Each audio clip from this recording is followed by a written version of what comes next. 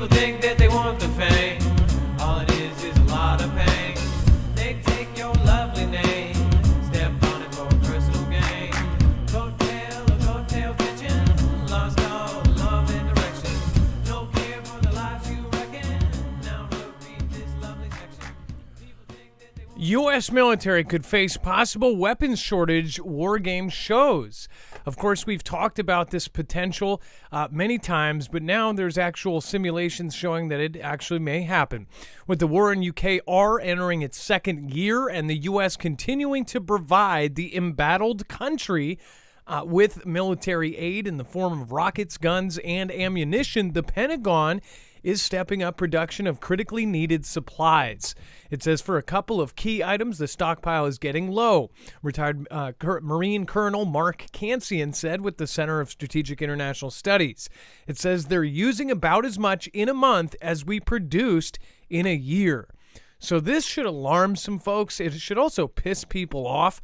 The fact that they're using what we produced in a year, in a month, on a conflict that has basically nothing to do with us other than this idea that after they take UKR, they're going to take the rest of the world, right? So that's why our tax dollars should go to the other country. Meanwhile, there's dust coming out of the sky landing on people's cars, which people are still questioning if that's from a huge debacle that we're going to talk about later. So we're going to talk about this and much, much more today on today's Marfoogle News. So please stick around. We will be right back right after this.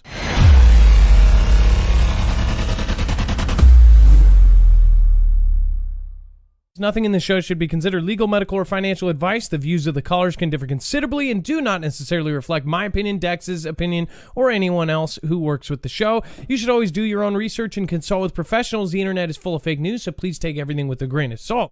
If you have not already, it helps us out if you end up going through any of our affiliates, and it helps you out if you end up protecting yourself against cybercrime.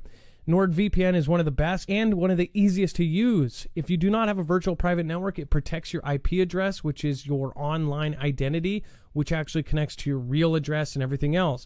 It also connects to you. If you know anything about how they are data logging and basically getting your profiles down, you can prevent that by having a VPN. Nord is, again, one of the easiest. Download it. It's like an on switch and off switch. All you have to do. Go to marfooglenews.com/VPN. Not only will you get a giant discount on this, but you will also be helping us. I appreciate your support, and I appreciate everyone that goes through any of our affiliates. Can't say thank you enough.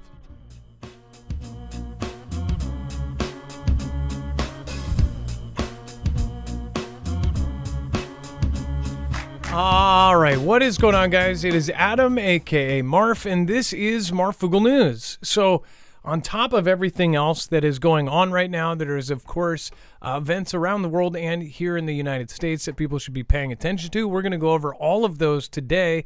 If you're new here, remember you can always go to marfooglenews.com and find a full bibliography for every single article, tweet, video, picture, document that we have here.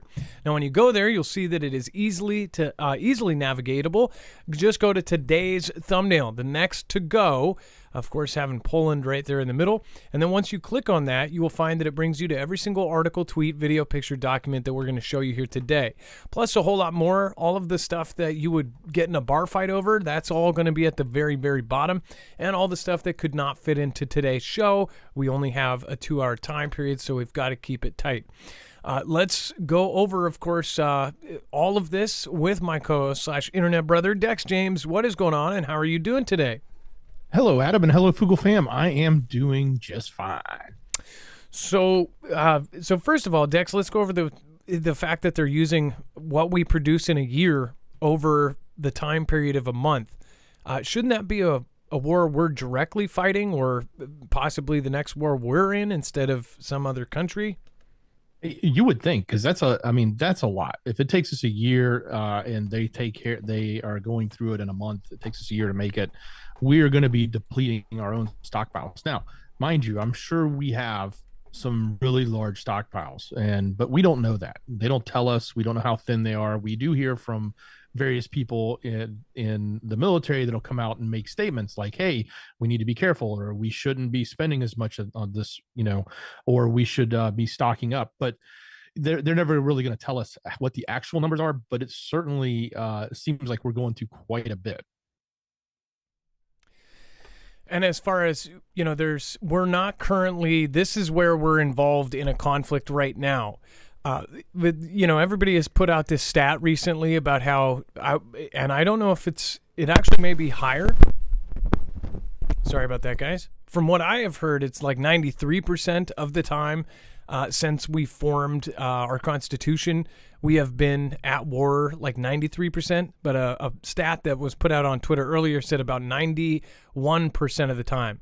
And then 81% of the conflicts that we have been in since World War II or 1945 have been us starting the conflict. Now, and times before that, they say, Pearl Harbor, they started whatever else. But if you look back, there's a lot of suspicious things there as well. As far as we have been in a conflict almost pretty much 7% of the time, or by this new stat, 9% of the time, we have not been in any kind of conflict. Right now, even though we're not in a direct conflict ourselves, we are now funding a massive war with all of our stuff, with all of our equipment, with all of our stockpiles. And we're doing it under the guise, if you believe it, and again, some of you may, that Russia is a direct threat to the rest of Europe and to the rest of the world. People still ask, okay, what does this have to do with us? Well, we have become the planet's daddy, and we are, of course, in charge of everything because we're number one, right? So they say, we need your help. We need the big bad military.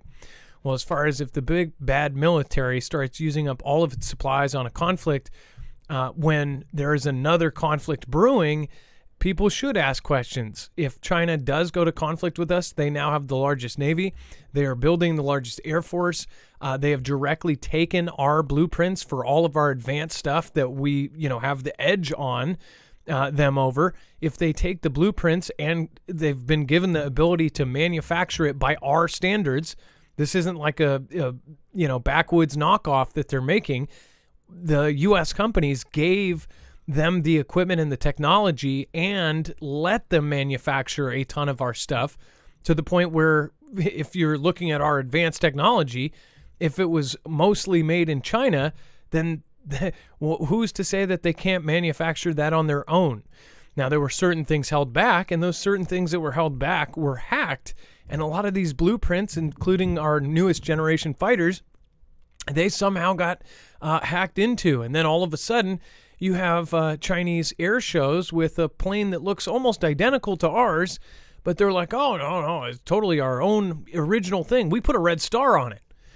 So the fact is, we have an adversary that is coming up extremely fast. Every expert that's looked at it, every regular person who's looked at it says this is going to be a problem in the future, and it's already become a problem. They are already beating us in several fields, including in AI and in autonomous drone technology.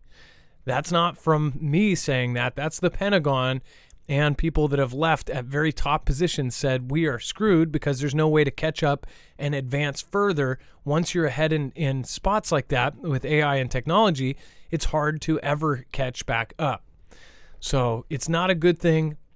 Again, what's your opinion? Let me know in the comments down below. And then Iran says it's been developing long-range cruise missiles. Dex, do you want to cover this? So they're saying that they have the ability to basically hit pretty far away, and that's not a good thing considering that it's Iran.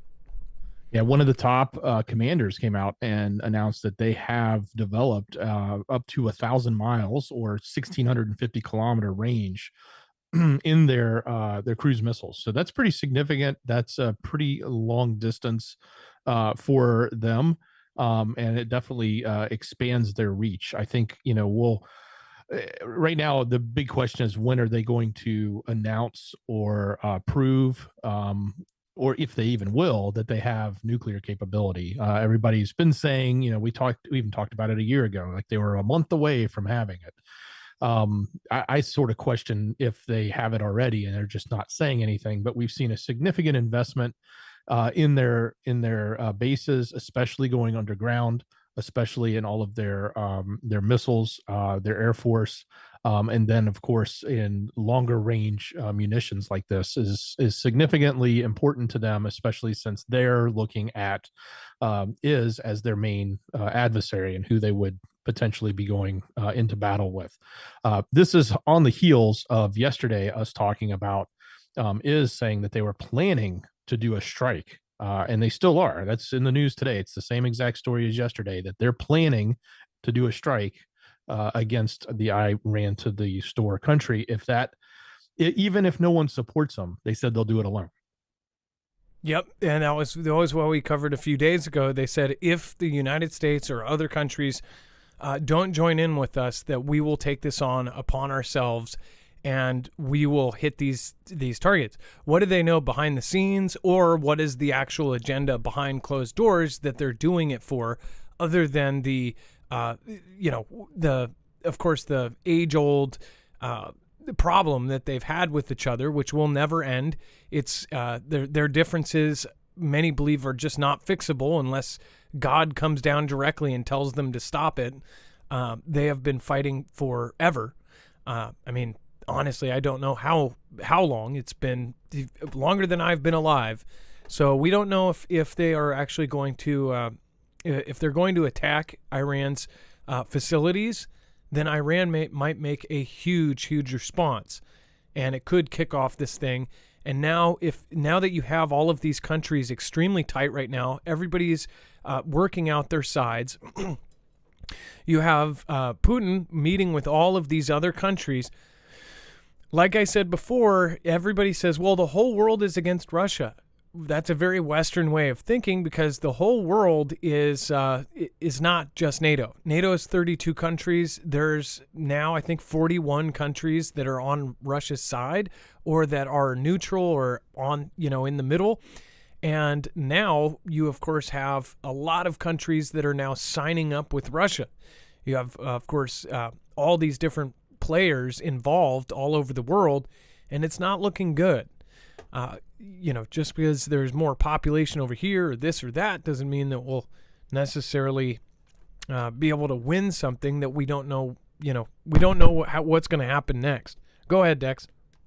And one other point that's worth making in relation to the I country, they're pretty technically advanced. I know a lot of times we think of the Middle East and we think of, other countries that almost look borderline third world, especially in the zones that the media reports to us. But, what happens in the I countries is totally different. I mean, their education system is phenomenal.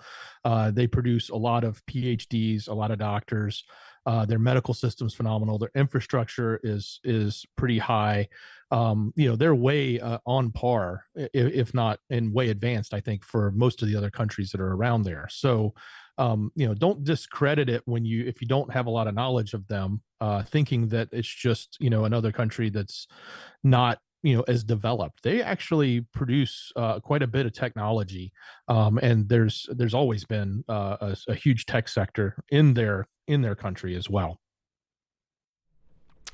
Yeah, that's kind of what I was saying the other day about how we don't know where the next Albert Einstein is going to be born. It's not like that all geniuses are born in the USA.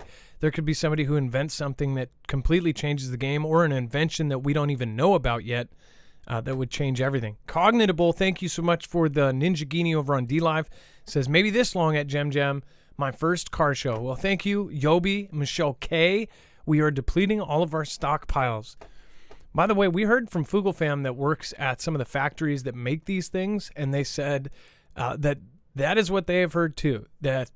And I've heard conflicting. I told you guys there was my aunt's family friend who is high up and manages multiple, I guess, the distribution of stuff like that, and said that, oh, we're fine. He said we're basically just fine, and that even if we gave them 3/3, that we would have plenty enough to fight a conflict. And then she even asked, like, is this something that they're just saying to make us feel better? And he's like, no. But then on the other hand, we've talked to Foogle Fam members that have said absolutely the opposite. And more people have said the opposite than telling us that we have enough to fight a conflict with China and Russia and South Africa and Iran and North Korea and Cuba and everybody else that would join in. Let's see here. And then Bill Bradley, I see you. I'm sure everybody else does too. Jennifer Hart, thank you. Buster Behusen. Shannon S., nice to see you. Love Adam Dex, thank you. Stand for Truth, Jesus is King. Hey, nice to see you. Raptor King, what's going on? Bolo, Nanzi, Matthew. We have Days. Thank you. Let's see here. Derek Ironleg, what is going on? How late am I? Not late at all. You just missed the first article. That's it. And then as far as North Korea flies cruise missiles in a figure 8 pattern amid U.S. and allies military drills. So this is kind of crazy. So while we're doing the drills, they apparently were launching these their own kind of thing here. It said that North Korea on Thursday fired cruise missiles in a figure 8 pattern after the U.S. and allied South Korea carried out military drills in the region that infuriated Pyongyang. North Korea launched 4 strategic Hwasal-2 cruise missiles from Kimchik City that fell into the Sea of Japan, according to a state-run media publication, Korean Central News Agency. It said that the cruise missiles traveled more than 1,000 miles and drew oval and 8-figure patterns in the air before landing in the water. It said that the missile launch came one day after the U.S., Japan, and South Korea conducted joint naval drills near the Korean peninsula. North Korea views these military drills as a threat and repeatedly acted with hostility after past exercises. So they've done this time and time again, where they've responded to every last drill that they do.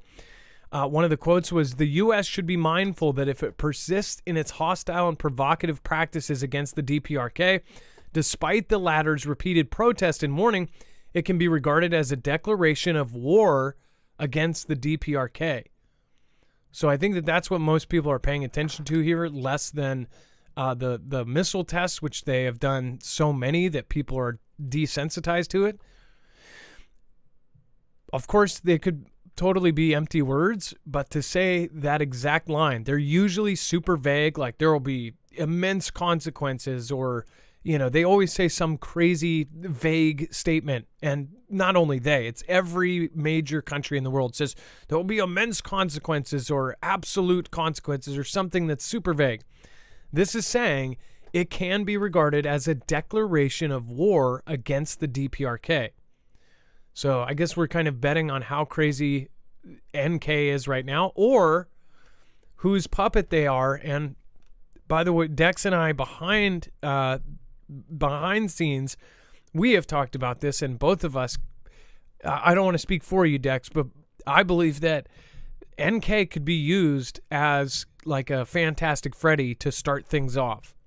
I think that they could launch stuff. They would be the only one that would be to blame, and it would be a tool or being used by Kim or Vlad or somebody else and start off WW3. What do you think about that, Dex? Well, I don't disagree at all. I actually think that they're definitely one of the hot points, and they're definitely going to be probably used by Xi, maybe even Vlad, but potentially used by Xi.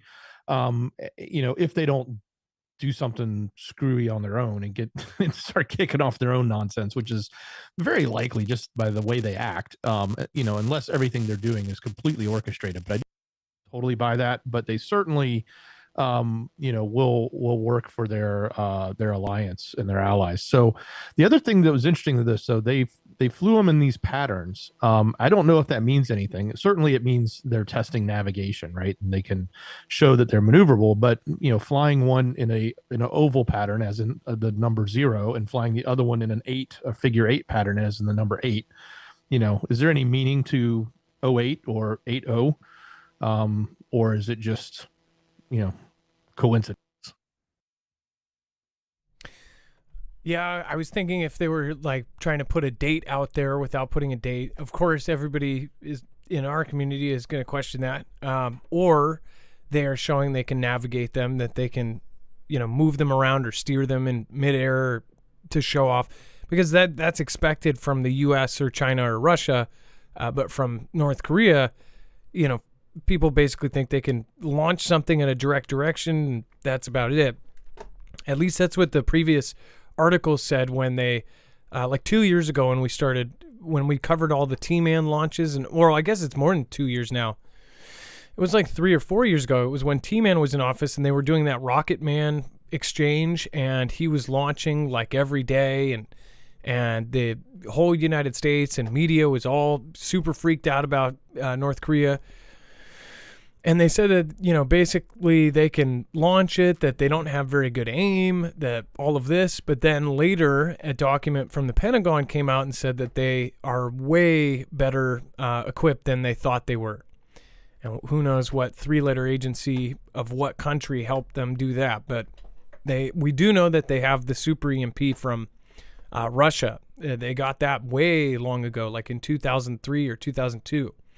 So they've got, not only got aim now, but they also can steer the things, and they have really, really disruptive weapons. Dex, go ahead. So obviously the 8th, everybody knows when that is, but the 80th day of the year is March 21st, and they allegedly have 80 nukes, is what the last report was. Huh? That's cryptic and creepy. And then watch out, Elon. China could launch 13,000 satellites to disrupt Starlink. So if you're an astronomer or anybody that looks up at the sky in a telescope, we're going to be screwed pretty soon to where we can't even see the sky. It's already bad if you're a photographer or an astrophotographer, because there's all these, crazy lines when you do time lapses. Now, if China's going to be launching more, then we're really going to have something up there. But also, I think that there's something odd going on with all of the satellites that even Elon is launching. I think that this is a defensive system against something outside. That's just my personal thought. I know that not everybody's going to agree with that. But he says he's going to make a grid around the planet. And then I told you way before, 2 years before, I said, I think this is a defensive grid around our planet to defend from stuff outside. They told us 2 years later, or a year and a half later, that they were going to have 1 out of like every 4 be a sensor and a detector for hypersonic objects. Now, of course, during wartime and during everything that's going on, when this came out, everybody's like, oh, it's for hypersonic missiles, because Vlad just came out with hypersonics and all of this, and everybody came out with it. But what hypersonic speed is, I mean, it's that would be the same speed as, say, an asteroid or a meteor, right? So I think it's weird that they're doing it. Now China is putting up possible satellites. It says, in an effort to stifle Elon Musk's Starlink, researchers in China are planning to launch their own fleet. The proposed mega constellation has no set launch date, but is expected to consist of 12,992 satellites equipped with technologies to conduct surveillance on Starlink, among other capabilities. So another thing I want to point out besides that, look at what China's doing. China is trying to turn into the U.S. They are trying to have space superiority. They have their own space station up now. They are now, putting out in the news like anybody cares their peace plan for things, and now they're becoming this major power. But they're also trying to play the game like the U.S. has always done. They're getting involved in other countries. Mind you, we have covered so many stories. They have been traveling. Xi has been traveling to different countries and doing these deals. The Belt and Road Initiative, all of these things. They're taking plays out of the U.S.'s playbook, and now they're opening bases all over the world. Do you see where this is going? Not only that, they are now doing more trade with the world than any other country, including ourselves. I showed you the graph where everything went red. Back in the day, it was the U.S. doing trade with all of these countries around the world. And then after 1981 is where you time-lapse through this thing, and all of these countries turned red. So that basically meaning that they were doing more trade with China than they were with the U.S. This is something new people may not know, but I've shown it a million times. You can explain it to newer Fugel family members, but that is actual data of who is doing trade with who. They're stockpiling gold, they're stockpiling gas, they're stockpiling food. They have 50 to 60% now. It's 60% of the world's wheat, 50% of the world's corn. As of a few months ago, it was, and by the way, it's gone up like 5%. From what I have seen. and they're hoarding again. They're hoarding that gold like no other. They bought as much gold as multiple countries bought in an entire year in one quarter. So they're planning for something, or they're planning to be sanctioned. They're planning to be disconnected from some of the NATO countries. It seems like it's all lining up really, really fast. Dex, go ahead. Let's not dismiss the fact that they're looking at Elon's satellites as a threat. And it's not that it's a threat to internet or commerce or, commercial satellite functionality.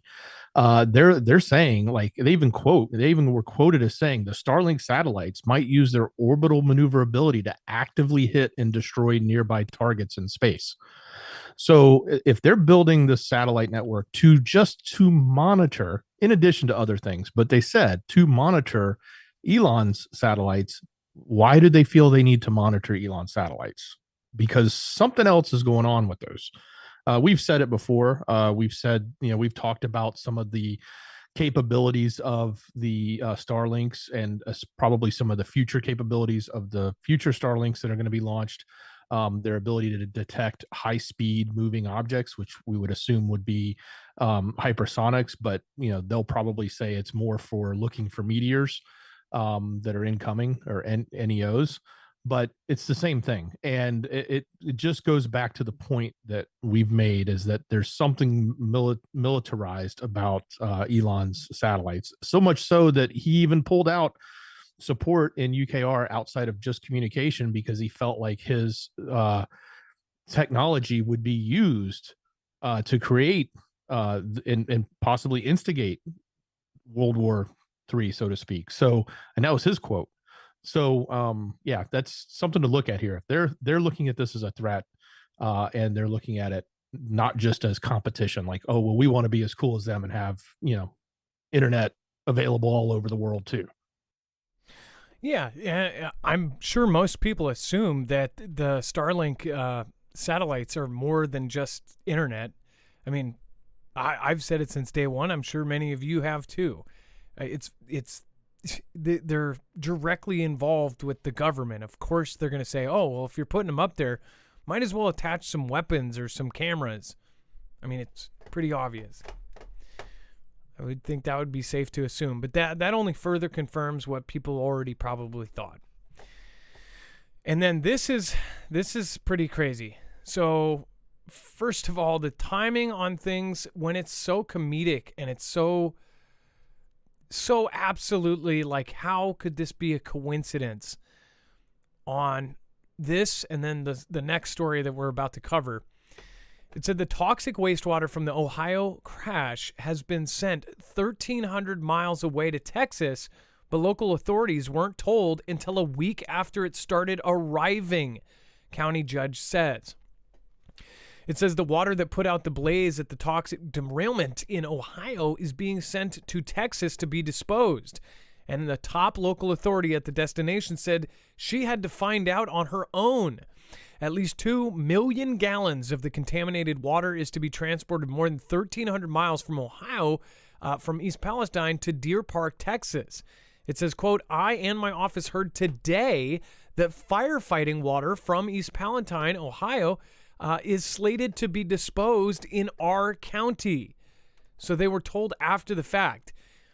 Now, Dex, as far as how did they do this even? You think this would be like illegal to move that kind of stuff and dump it in some place like that? I wonder why they even dumped it in Texas. It's probably a company there that is treating it, and it's designed to do that, or took the bid to do that. And maybe they didn't check with their local authorities. Maybe they didn't see if they needed to have permission for it. It's obviously not the local government there that's doing it, because they're obviously upset. So somebody is involved in a level there that doesn't or feels like they don't need to notify the locals. And I'm pretty sure they weren't, really eager to notify the locals, because I'm sure that would cause yet another problem. They were probably hoping this would go under the radar, but obviously the people there are like, hey, we don't want this. What are you doing? And I think everybody in America would probably say the same thing. But technically, you got to do something with it.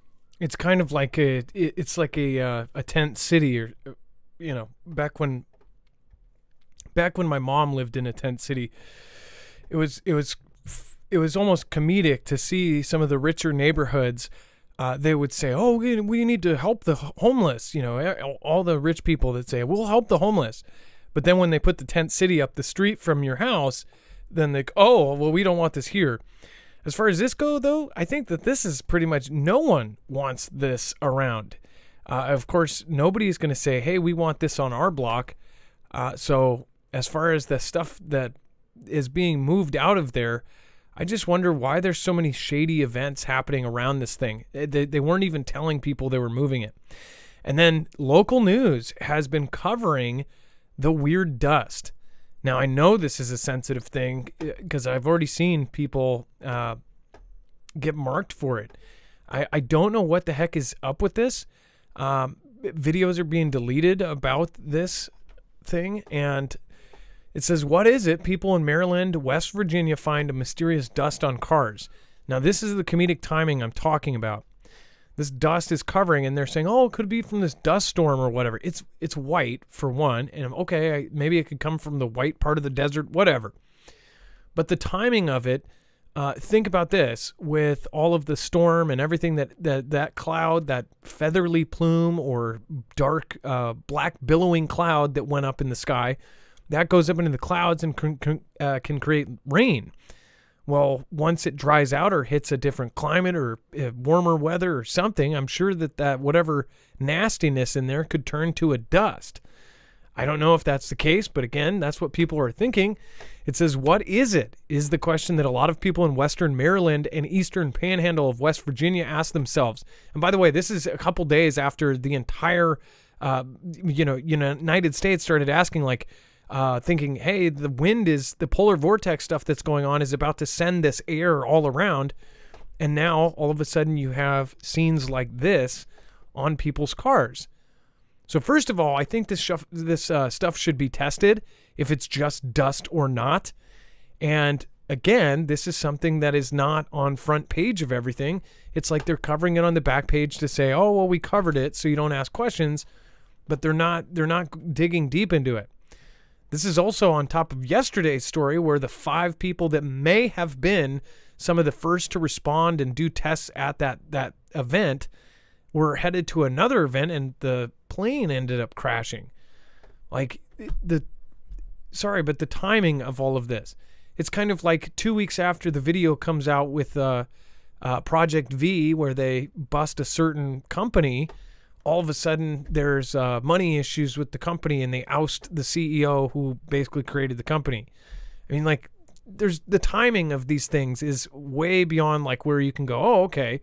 Oh no, it's just a coinkydink."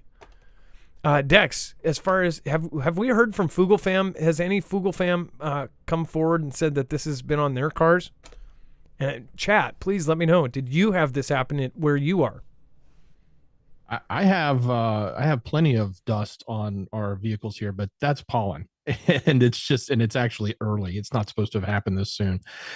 So at least that's what they're telling us it is, and it certainly looks like it, and our allergies are feeling it. But this certainly concerning when you see something like this that you've never seen before, a different color, a different out of character for the season or whatever. And everybody's on edge. Everybody's looking around right now. So it's sort of like when there's a hot topic, everybody's going to dig and question.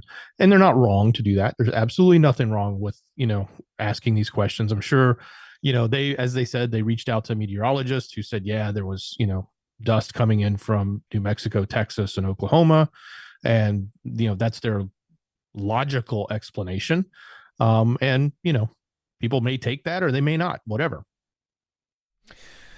But yeah, and as far as like the dust, if you have pictures of this on your cars, if you're in the area that was affected by this, by the way, take something and wipe with it and keep it. Put it in a plastic bag or something just in case. And of course, if you have any, health issues, I would most definitely try to keep some evidence of that just in case there's something wrong. Lisa Douglas, I want to thank you again for yesterday's support. And then the first person out the gate, Again, we didn't really make too big of a deal about it, but it was Dex's birthday yesterday. So make sure to say happy birthday to Dex. Andreas Binder says, happy birthday, Dex. Partay hard. Thanks for working on your birthday. Much love and all the best. Well, that was very, very awesome. Thank you, thank you, thank you. Joanna's Adventures, thank you. I appreciate your support. And I can't believe nobody in the street protesting signing our Constitution and Bill of Rights away to the W and the H and the O makes us take meds and take stuff away for the environment. Bible Talk 777. It's pretty insane. And you know what's funny is the hashtags that are on Twitter that are talking about that. I just tweeted about this earlier. So say white, the train dust is the hashtag, and say the real subject will be this. What I have noticed is they will take every single viral cat video, fighting video, anything absolutely crazy, like somebody doing 8 backflips, like superhuman stuff. They will put that same hashtag on those videos, knowing that they're super viral videos, and then they will attach that to it. So when people retweet that, and because it is super viral, it will go to the top, or at least I think it's somewhat handpicked. I know it's handpicked, or it was back in the day. I don't know about new system, but again, it makes sense. Now it's a little bit different because now there's viral videos. So I almost think that now they're not handpicking the results of the hashtag. So you see the real controversial story that these bots or these cell farms of employees, they're putting the hashtags on these videos so they will pop up for the first 5 pages. So if you go to the hashtag, say train dust, it's going to show hashtag train dust, and it will be somebody riding on a train and getting hit in the face with a sign or something. I've noticed this so much since Elon took over, and really since they turned off the fire hose of Twitter for a couple days before they switched, and now it's changed to that. That way, if it is trending, it's at the very top, everybody's talking about it, but when somebody new goes to that hashtag, they're seeing 10 viral videos in a row before they even see one little tweet about what's going on, because those viral tweets got hundreds of thousands of retweets and everything else, whereas the other one got 100, right? But that's what's happening with that story, Bible Talk, and it's really sad. And I fell for it. I actually retweeted one of the viral videos because I thought it was cool. It was like lava flow. And then as I kept scrolling down, I go, oh, wait, this is what this hashtag is. And I just couldn't believe it. I'm like, they are so bad, man. They pick they handpick what they want you to see. All right, and then thank you, by the way. That was very nice of you, Bible Talk. Carol McLean, thank you as well. And Army Medic says, I have some background information on the China buoy. I'm a 12-year veteran. Army Medic, I don't know if you can send me a message on Twitter at Marfoogle, or if you want to email adam@marfooglenews.com and dex@marfooglenews.com. If you have some information, let me know. Oh, and I believe you're talking about that huge yellow, almost a mobile base that floats like a buoy. We showed that yesterday in case you missed that show. And then I heard there were places closer to Ohio that did the same cleaning methods, just saying. Thomas C. Bryan. Places closer to it that did the same cleaning methods, just saying. For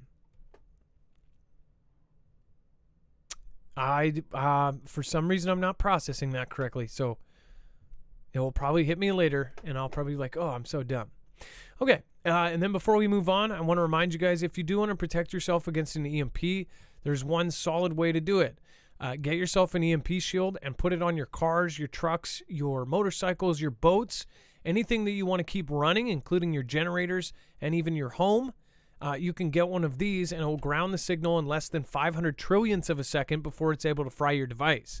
This is the same company that's outfitting agencies like DHS, DOD, and now they're officially on the Dempster team helping the Texas grid. You can go get this right now and at marfooglenews.com/EMP for $50 off per device, and you'll be helping our independent news. So again, this is something that you will get a huge discount on per device, and you will be able to help us out at the same time as protecting all of your vehicles and of course your generators and anything you want to keep running. It can protect against EMP, and it can also protect you against solar events like a CME. A coronal mass ejection will happen. It's a matter of when, not if.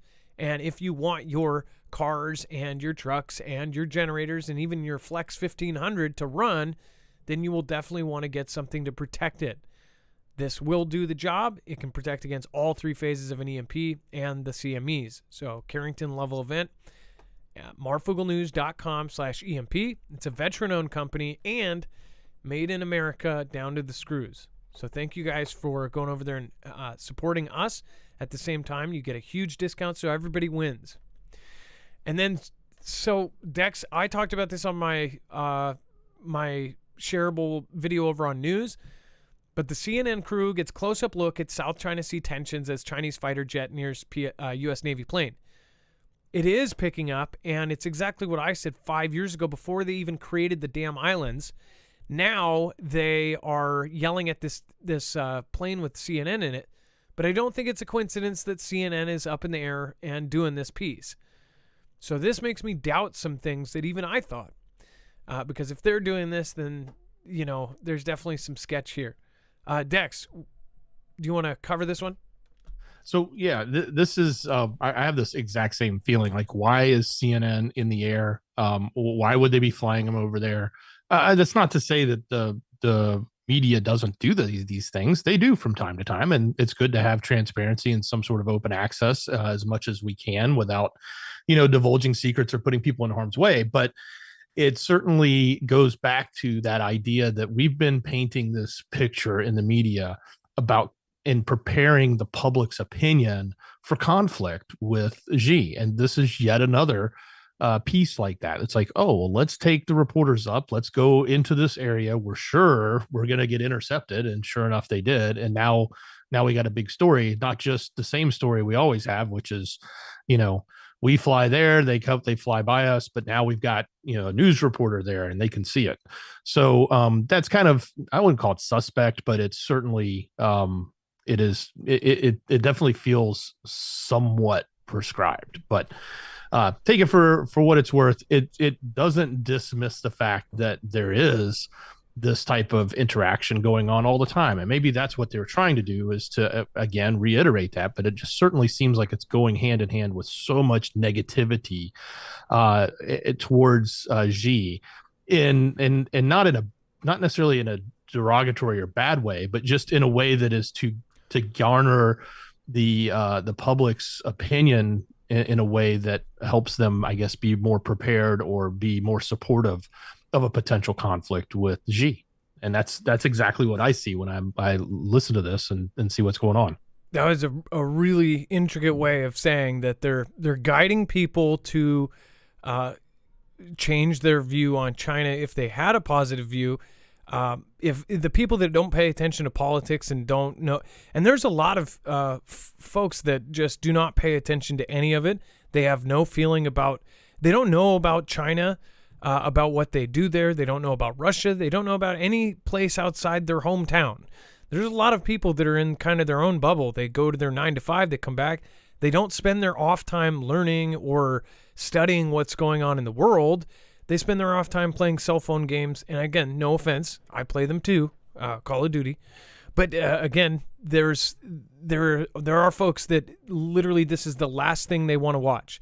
And you probably have them in your family. They're the people that don't believe you on any of the stuff that we're talking about.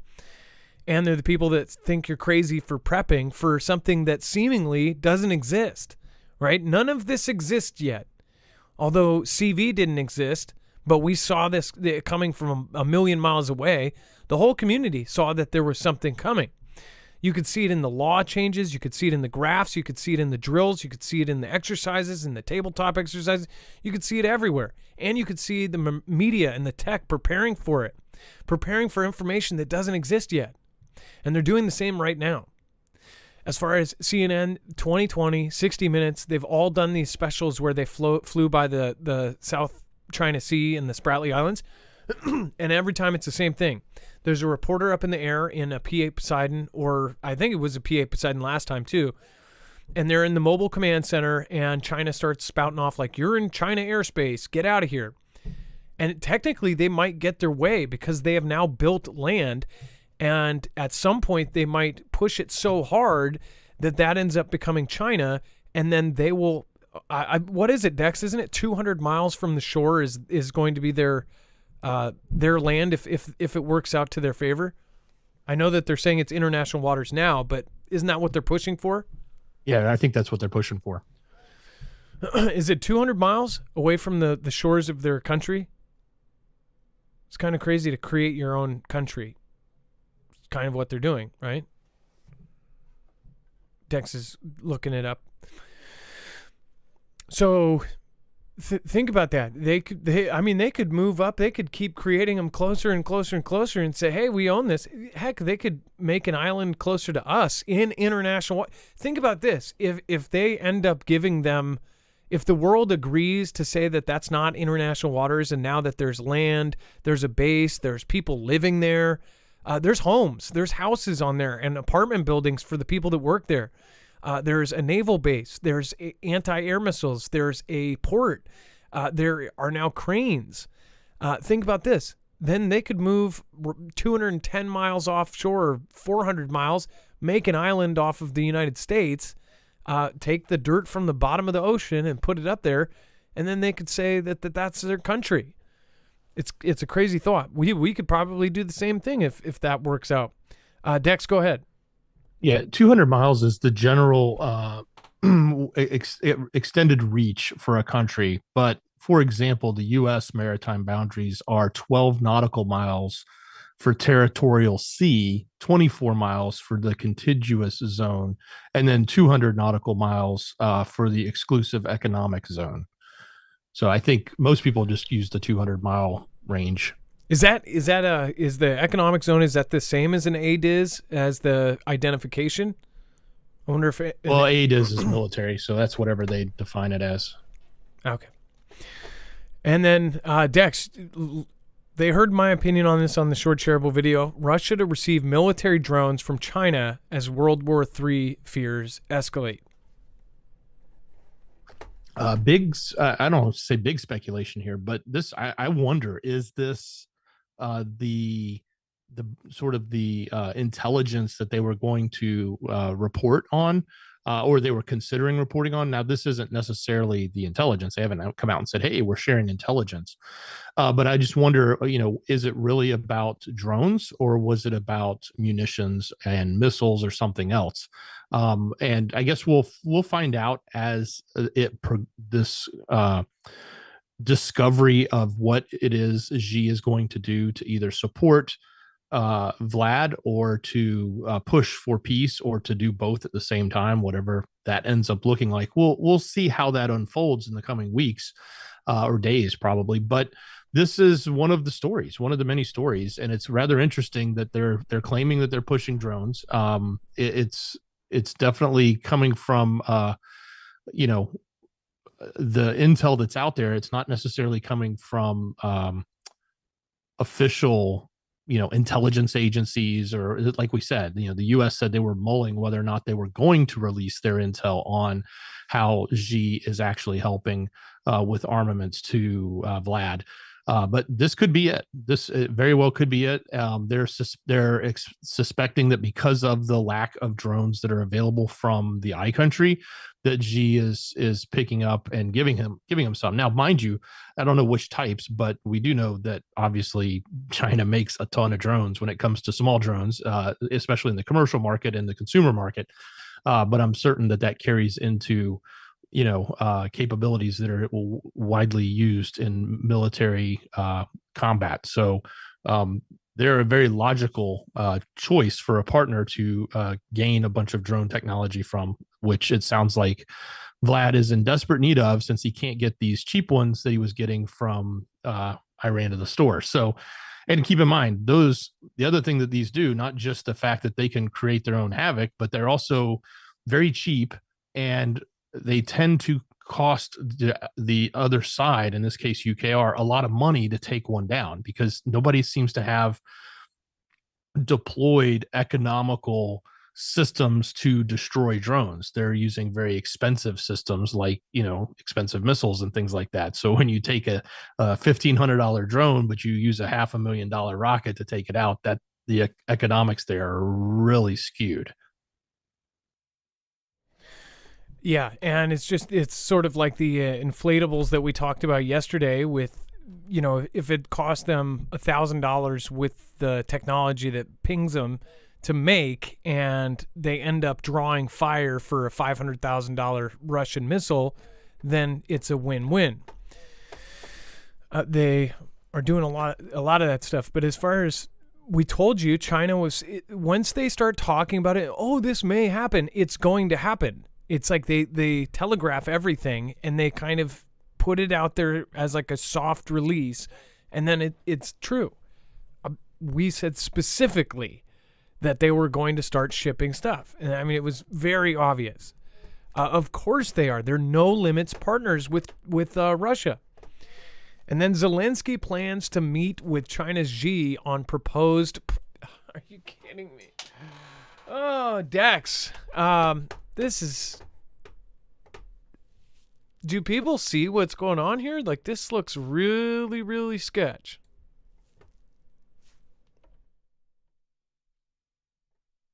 Yeah, I totally agree. The fact that, and this is coming out now, yesterday they thought, well, maybe he will, but now they're saying he is.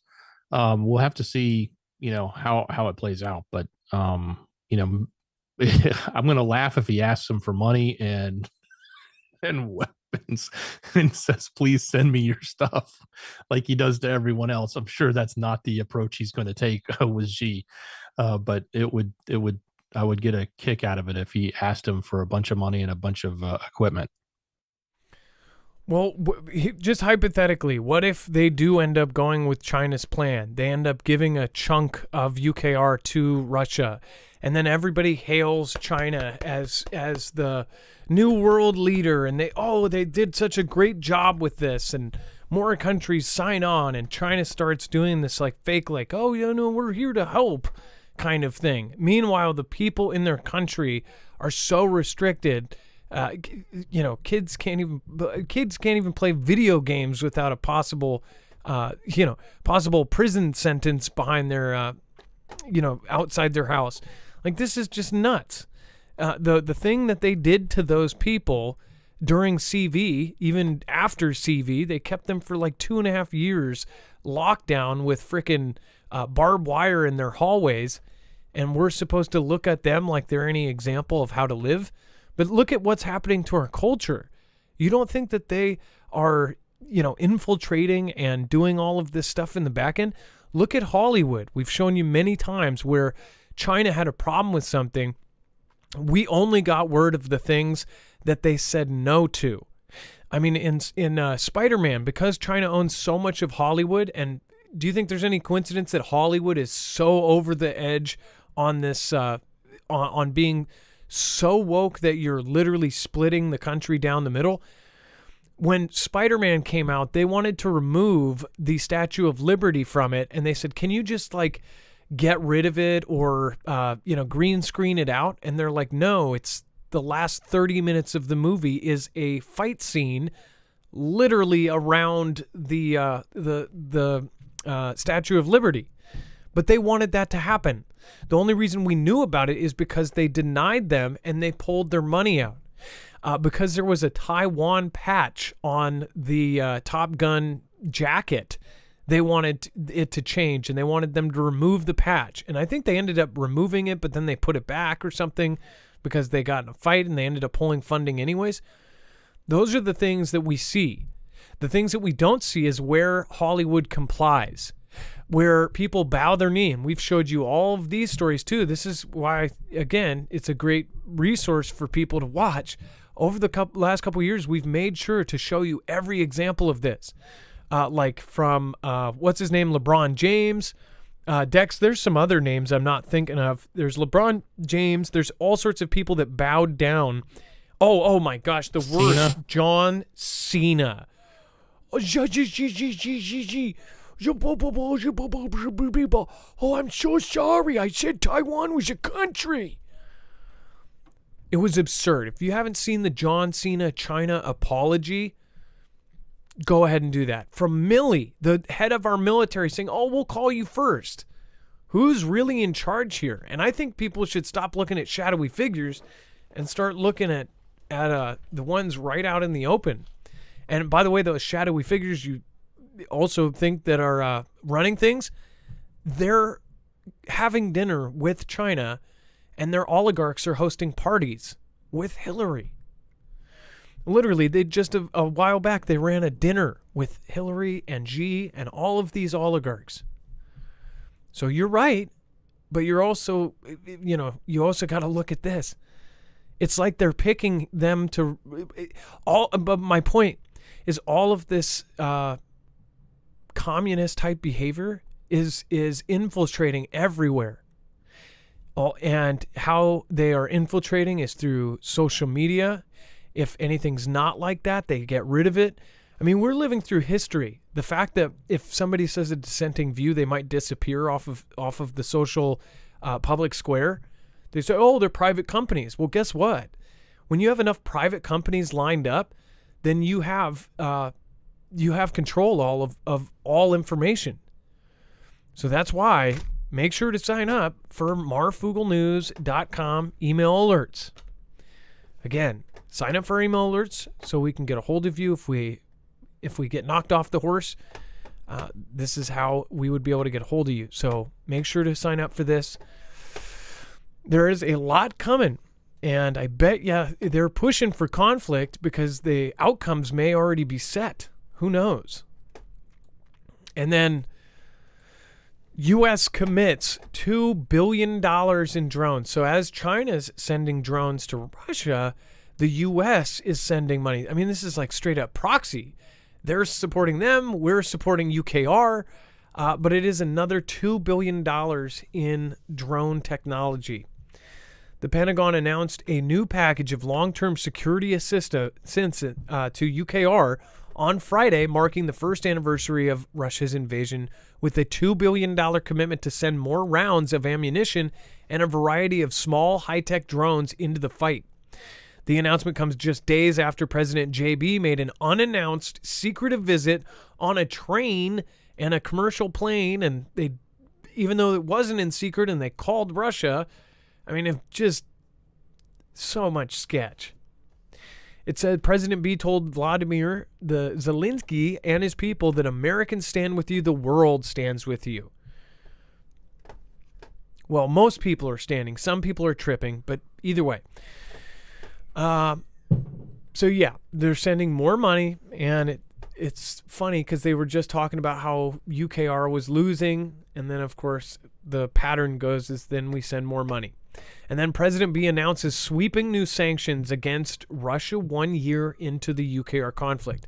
So what kind of sanctions are they actually going to do, and are these going to affect them any more than the last ones, Dex? Well, some of the sanctions are working or having an effect, and some of them aren't. I mean, like at one point, they were selling tons of oil. They were just selling it to their partners and selling it at a little bit of a discount, but they were able to produce, and make up for it.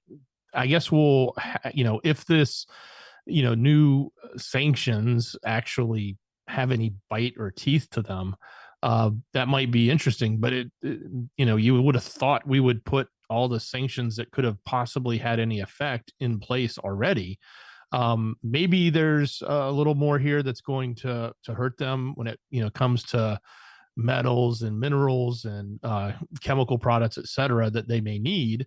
And I think part of it is going to be the challenge of them getting products that they may need or material that they need for their manufacturing. And I think maybe that's the other side of this is we just talked about earlier in the show that we are giving away, and UKR is using a year's worth of our munitions in just a month. So being able to produce that is not easy. But over on Vlad's side, he is not complaining. He is saying our factories are doing a great job and they're producing tons of munitions. Now, Wagner got upset, but I just heard today that he's getting the Wagnerites are getting their munitions too. So maybe this is another way of trying to slow up the amount of munitions that they're able to make and produce for the shelling and all the other, you know, short, short-lived and easier to create munitions. That could be what it is. I don't, you know, these sanctions didn't really cause that much of an effect other than a lot of headlines. We saw the oligarchs get mad because they lost their ships or they lost this, that, and the other. And of course, that does create some tension, but it didn't stop it. We're here we are a year later and they're still going strong. So, you know, I don't know that this one's really going to make much of a difference. Well, we'll be able to tell within the next month or so, you know, how much damage, if any, if this is going to do, or if they're set up so they were already, you know, preemptively ready for this kind of sanction in the first place.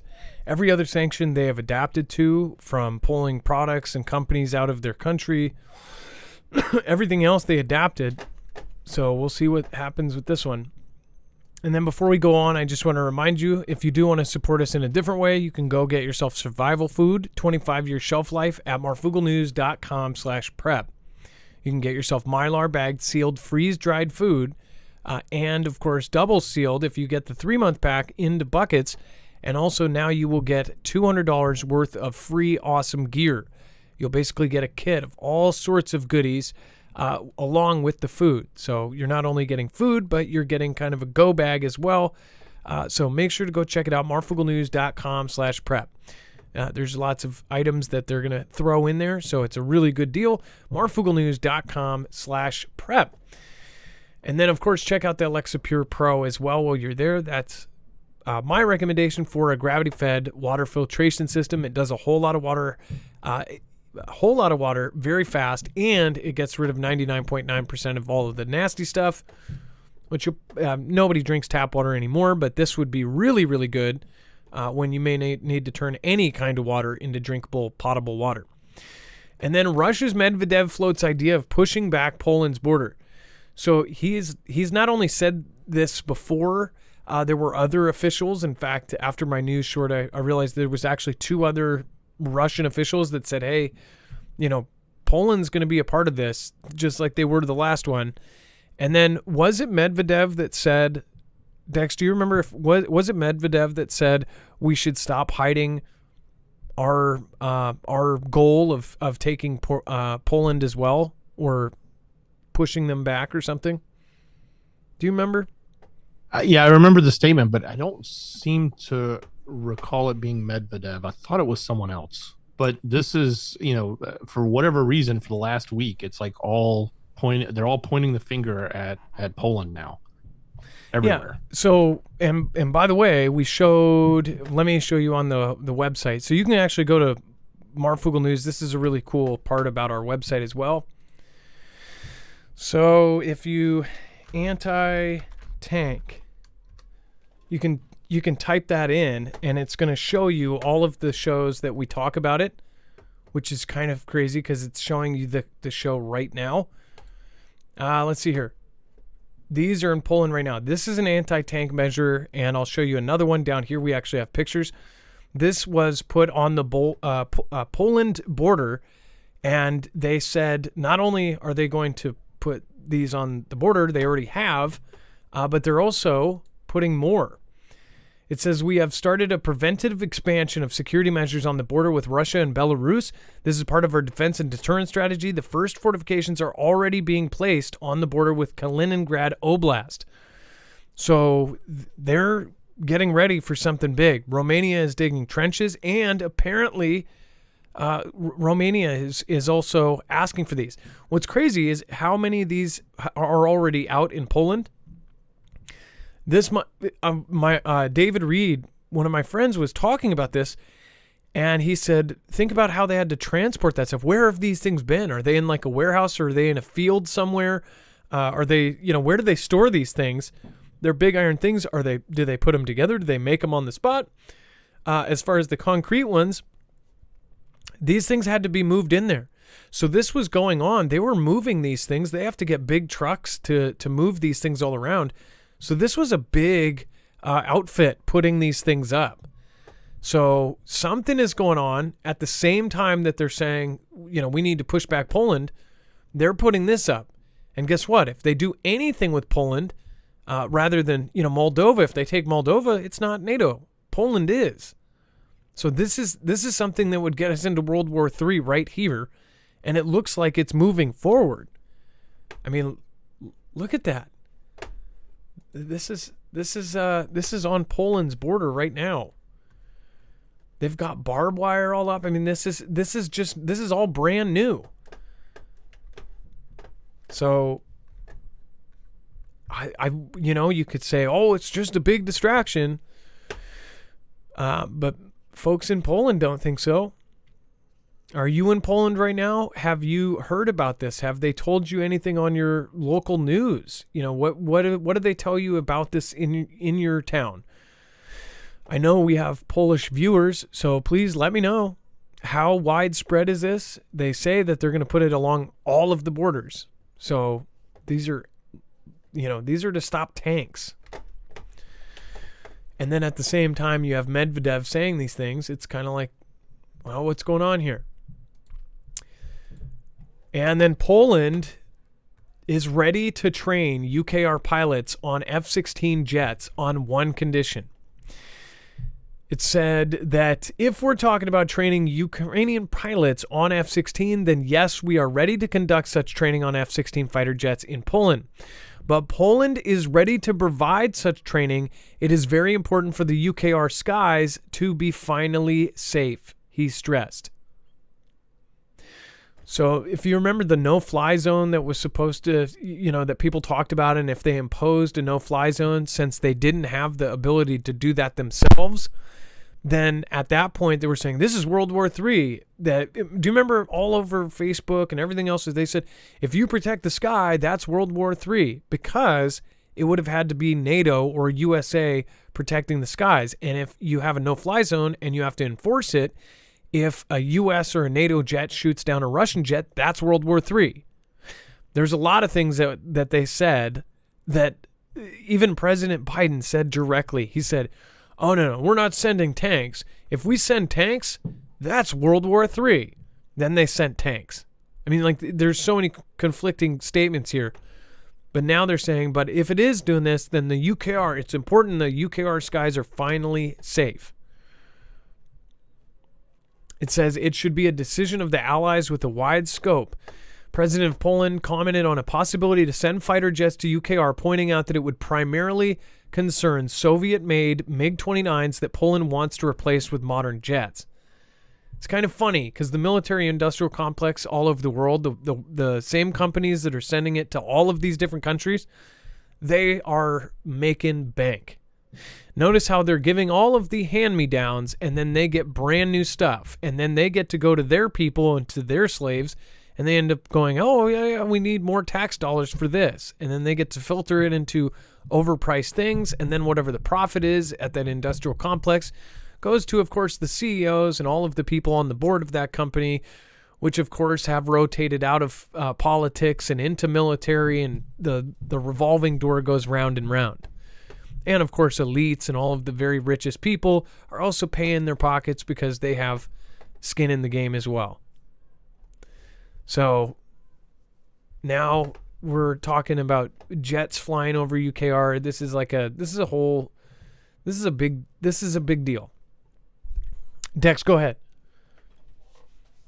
It seems a little strange to say we need the skies to be safe so that we can train them to have jets to make the skies safe, right?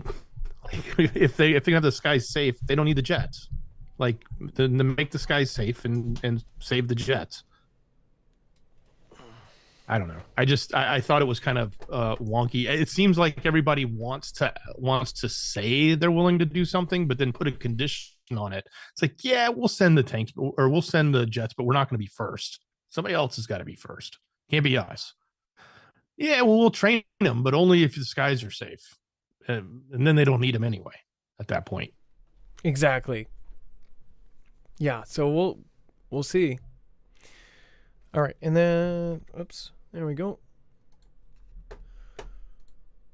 And then another Poland-related piece here. Poland is to expel Belarus defense attaché,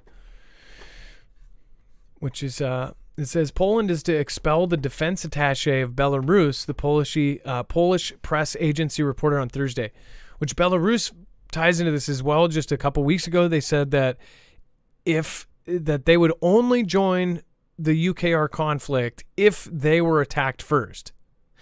And what's funny is now they're expelling the Belarus attaché, and it said that the Polish press agency reported on Thursday, citing the ministry spokesman, said last Friday Belarus ordered the expulsion of 3 Polish diplomats, including a border guard liaison officer, in response to Poland's closure of 1 or 2 truck border crossings. Poland has been an important refuge for opponents of Belarus President Alexander Lukashenko and is a staunch supporter of UKR since Belarus's main ally, Russia, invaded in February 2022. It says the head of the Polish Ministry of Internal Affairs and Administration announced the closure of Baraniki border crossing on February 9th after a Belarusian court sentenced Andrzej Poskubut, a Belarusian journalist and activist of the Independent Union of Poles of Belarus, to 8 years in a penal colony on charges of instigating hatred against religious and national groups and rehabilitating the Nazism. That, right? What I see is that all of these events are tied together. These are like tit for tats. These are very obvious reasons that they can do the next step and the next step and the next step. It's almost like they come up with it. Like, well, if he does that, then, we should do this. And it's not an actual... I feel like it's all scripted out. Like, they did this, so we do that. And then we do this, and we do that. And it just keeps going up, and it subtly, one step at a time, gets worse and worse and worse. And then you have Fantastic Freddy, and then all of a sudden Belarus is joining. They're now going back and forth. And now they're putting anti-tank measures a couple weeks later on their borders on the same day and the anniversary of the conflict. Like, this stuff isn't a coinkadink. It's it's getting crazy here. Dex, do you have any comments on that as far as what was going on with this? Just the timing. It's all coming together at the same time.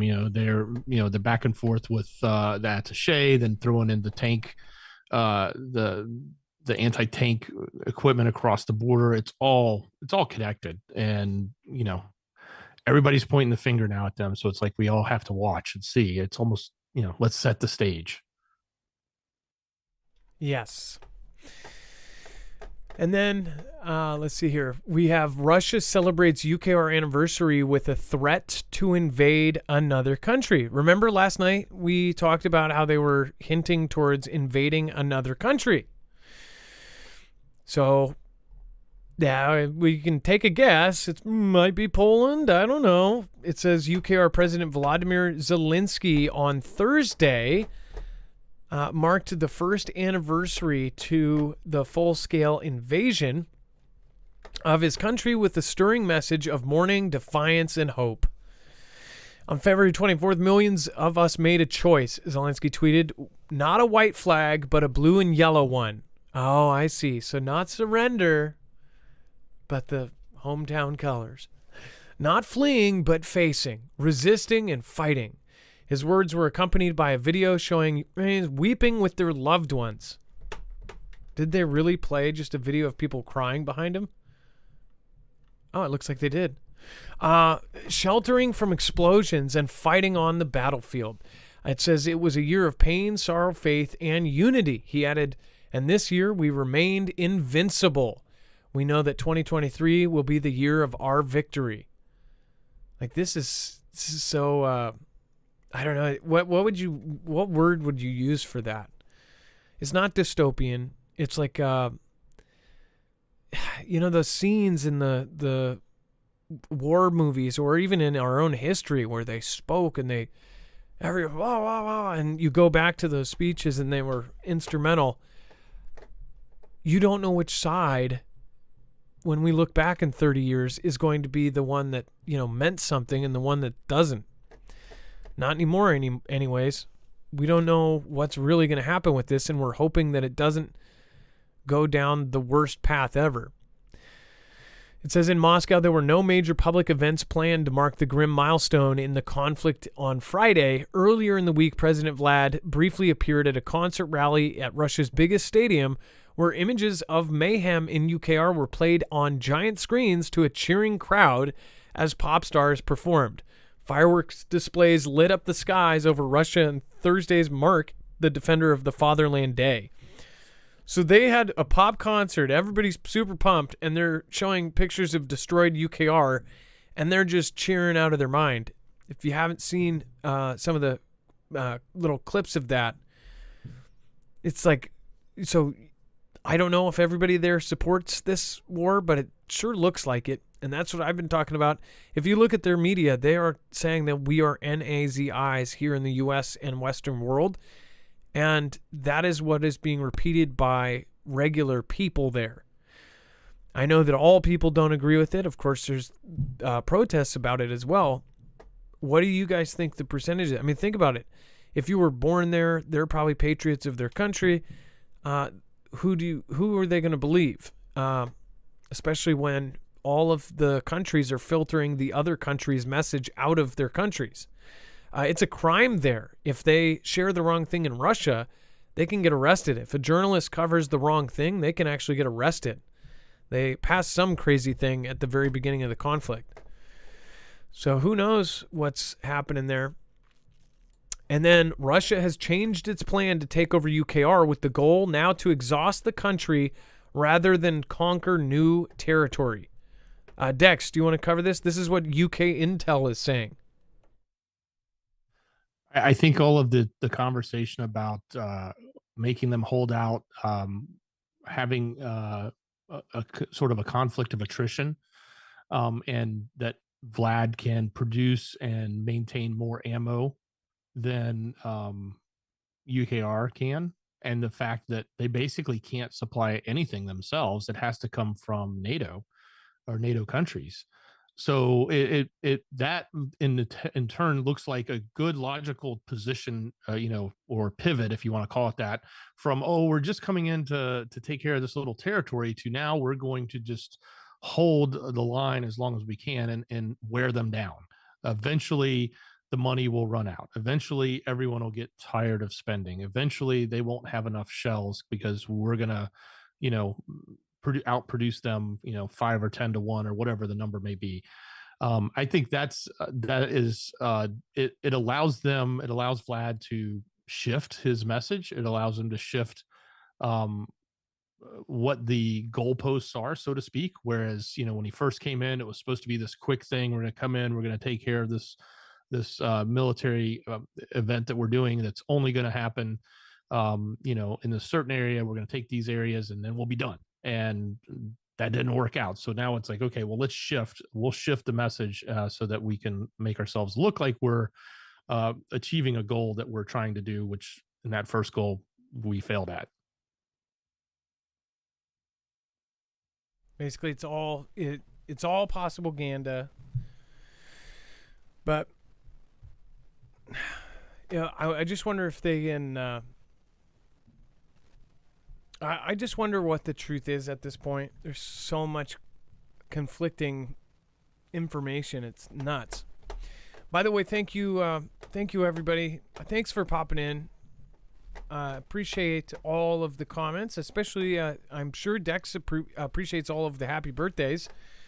Let's see. You got a bunch of them here, Dex. Yeah, my fingers are getting tired. Yeah. Let's see here. Lifeboat, happy birthday, Dex, and happy birthday, Wages. Hey, Wages World, too. That's awesome. Happy birthday, Wages. Did you see the war-damaged infrastructure in UKR is mostly fake on Twitter? Cordy, I actually talking about if you go outside with a VPN, you can see a lot of stuff that's going on in UKR. That's in Ukraine. Cordy, again, if the thing is I believe UKR is losing. But yes, like the damaged infrastructure, I think is real. I think some of the houses and stuff that they are showing isn't. But I would say research outside the U.S., especially like India is covering it, and Germany Germany has some of the independent journalists that are banned even in Russia, and they're showing a lot of stuff. Russia's getting a lot of damage too, as far as some of their big stuff now, because they're bringing in the big stuff.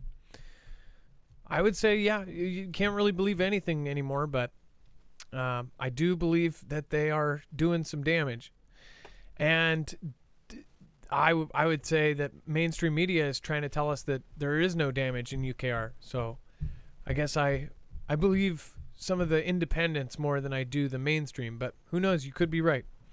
Dust in the Wind, WV, Maryland, and VA Dust. Come on, man. Lipstick and Life with Michelle. Yep. Yeah, exactly. Dust in the Wind. And then DC is the new Roman Empire, and it will burn too. Bible Talk. Thank you, Bible Talk. And yeah, it's sad to be the new Rome. Hopefully that doesn't happen, but kind of hard to say it's not. If a society normalizes the elimination of its unborn and newborn because they are inconvenient, how long will it be before that society normalizes the elimination of the elderly? What did they used to call it in Germany? I think useless eaters or something like that. Connie T, happy birthday, Dex. What is going on? Tammy Carver, happy birthday, Dex. You are amazing. Big squeeze to you. We have Carol McLean. Brandon, what's going on? Thank you. Thank you for the cheers, Dex. Happy birthday, Dex, from Kristen Jackson. Dorothy Tucker, happy birthday, Dex. KT Cleans a Lot, wishing Dex a happy birthday. And then Kendra Perkins, reminder, look into buy water filters. Look into and buy water filters.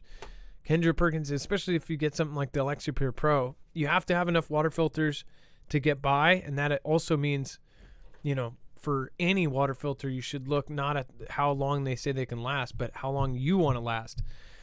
I heard that there were places closer to Ohio that did the same. And then, of course, Army Medic, thank you, and I hope you sent me that info.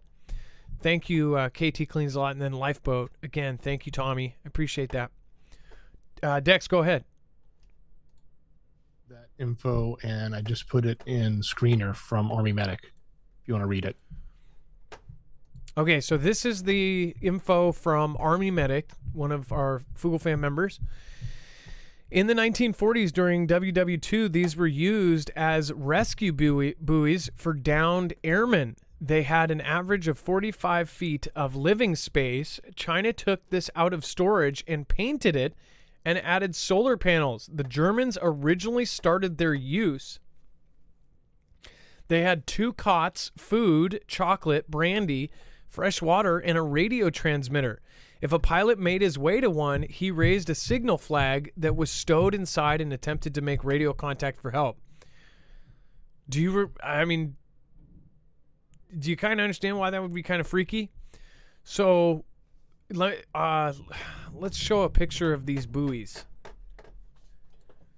You'll kind of understand what they mean. So let's go. Where's DuckDuckGo? Hold on. Okay, so let's see here. Chinese buoy.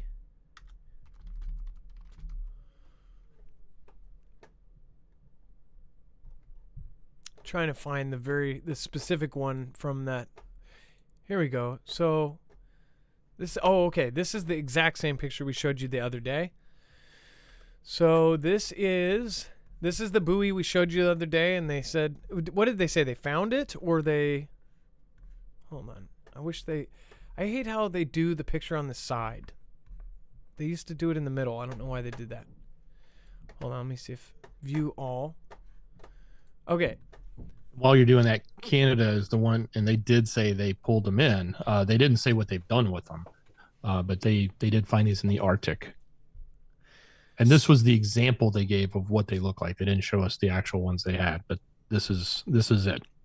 Yeah, and I'm assuming this is what they look like. There's a bunch of the same one. Well, this picture looks like it's actually... Okay, so this is in China. So this is what they look like. And like you said, they have about 45 feet of living space. There's 2 cots, food, and in the case of what they were used for back then, there was some wine in there even. But so if you crashed your plane during the conflict or something, you could, if you found one of these, you'd be able to stay there, raise a signal. So this thing up here would end up, putting up some sort of signal here or a flashing light or something. And it would be able to house you until you found something. So if we see a bunch of those, I would definitely start getting your ducks in a row, because that means they would be planning on some sort of air raid or something, right? But why by the Arctic? Is that just in case somebody goes down while they're going back and forth to these things? I don't know. Or is this now being used for research or something else? I've heard some really, really interesting theories about the balloons as well from Wages. We're just relating them to possible absolutely terrifying events going on with our weather and the possibility of our magnetic field weakening and those being used for stuff that is pretty secret. So I just wonder if there's something else going on in the Arctic as well, if they're doing some other events. And then let's see here. Yeah, so they changed their plan. Before we move on, definitely want to remind you, go over and check out Energy. There is now 10% off on some of the packages there that can actually save you hundreds of dollars on packages with solar panels and everything you need to have backup power. The Kodiak X2 is a UPS and uninterrupted power supply that can actually switch right over. So when your power goes out, it can actually switch whatever is plugged in from the wall to the actual unit and keep it going. A lot of people keep these plugged into their fridge, or the fridge plugged into this, and then this plugged into the wall. So when it's plugged into the wall with the fridge plugged into it, the fridge is getting power directly from your house. But the second that the power goes off, it switches over to this.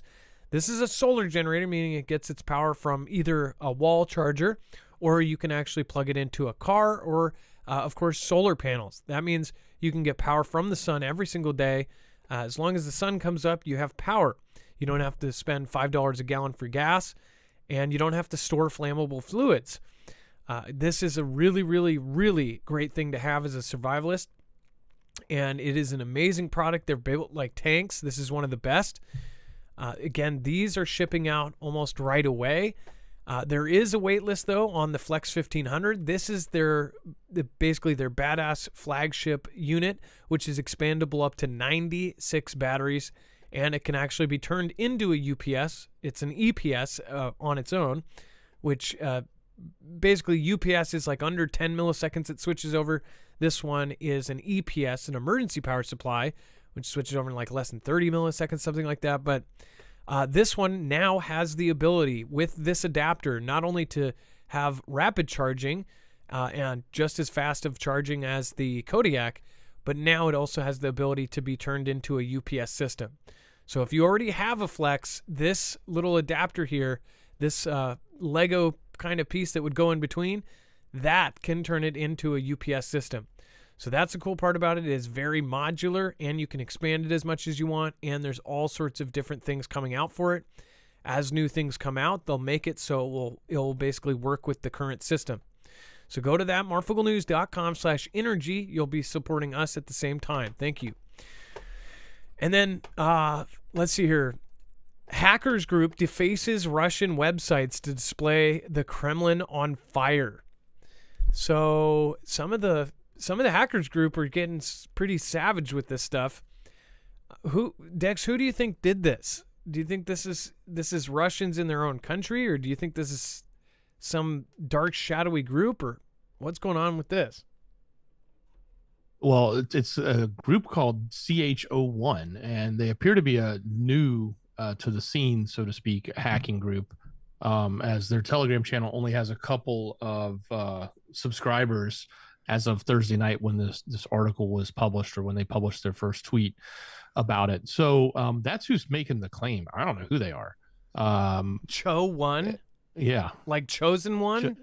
Yeah. Or is Channel One? Oh, it looks like channels. CHON. Channel One. Or it's supposed to look like Cho as like Chinese or something. Cho 1. Huh. CH1. What do you think the CH stands for? Or what's the whole thing stand for? So they're defacing things and showing Russia on fire. Wonder if that's supposed to scare them. And then an Austin Powers movie helped inspire the U.S. strategy via exposing Russia's tactics in UKR, National Security Advisor says. Wow. So it says U.S. National Security Advisor Jake Sullivan said that he took inspiration from an unlikely source in figuring out how to warn the world of an urgent threat posed by Russia as it geared up to invade Ukraine. Said that speaking to Politico, Sullivan discussed the situation in the months leading up to February 2022, where many leaders in UKR and European capitals remained skeptical that Russia would follow through with an invasion. He said in November 2021, he had been discussing a scene in the 1997 spy comedy Austin Powers, International Man of Mystery, with Deputy National Security Advisor Jonathan Feiner. Yes, this is what our politicians are up to. It says there's a steamroller on... Oh my gosh, that is so far. There's a steamroller on the far side of the room and a guy standing there holding up his hand and shouting, no.